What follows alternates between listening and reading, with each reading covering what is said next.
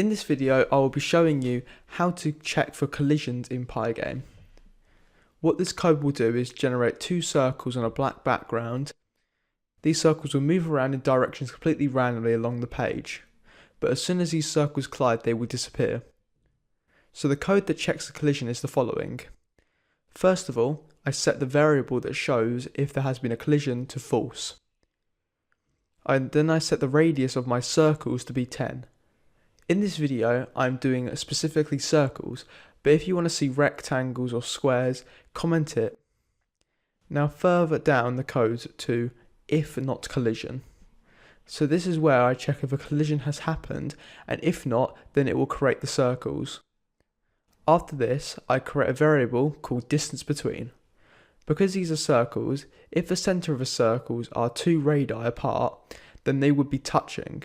So to work this out, I use Pythagoras. So I'm trying to find out the length between, which would be the longer side of the triangle. So I do the difference in x squared, add the difference in y squared to get what their distance between are squared. Now all I have to do is use the if shown to figure out if they are touching.